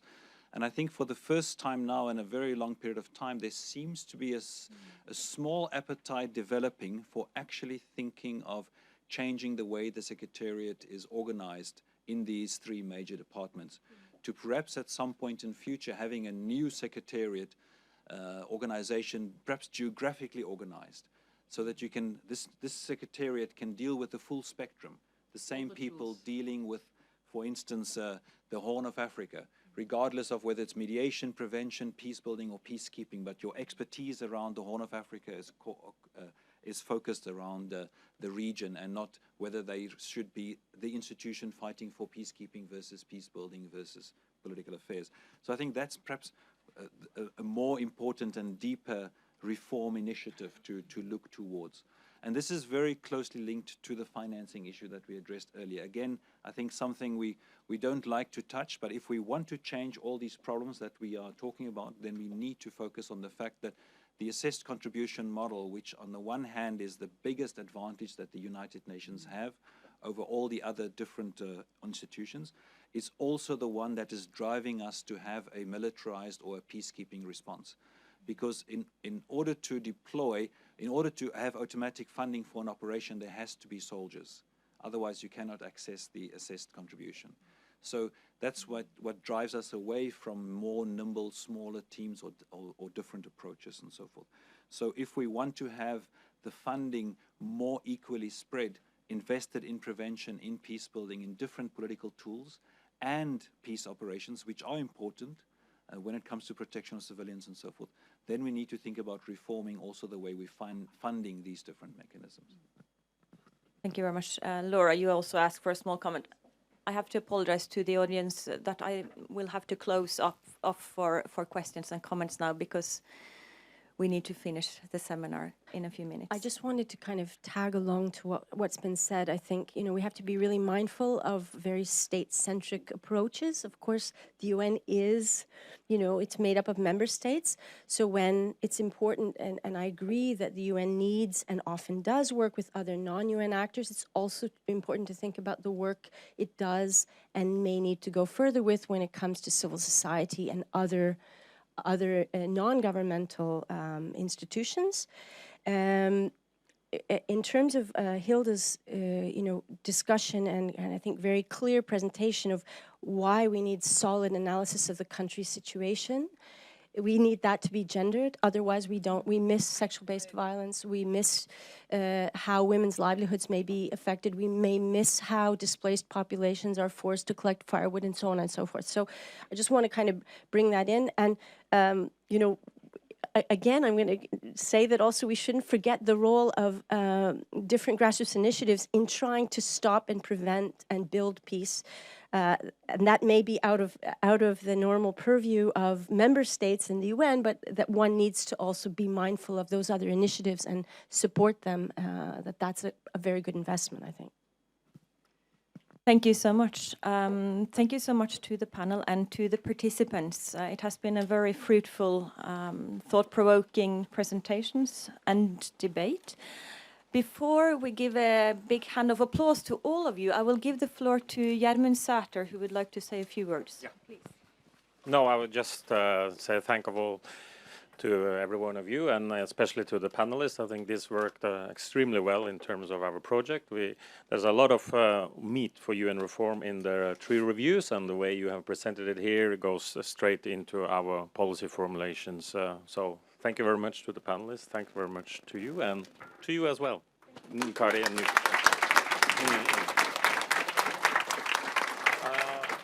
Okay. For those who are not here on a short-term basis, there's going to be 2 more meetings on the other pillars of the UN in the framework of the UN 70 project here at NUPI. So one on human rights and one on development issues, humanitarian issues, but that will be later on. Okay, so that was the advertisement for the next event. Thank you very much. Thank you so much. Skal vi snakke norsk? Ja. Beklager at jeg burde ha stoppet det litt før, sånn at dere fikk en avslutningskommentar. Nei, du gjorde kjempefin jobb. Veldig bra. Ja, det var en strålende presentasjon. Tusen hjertelig takk. Veldig bra.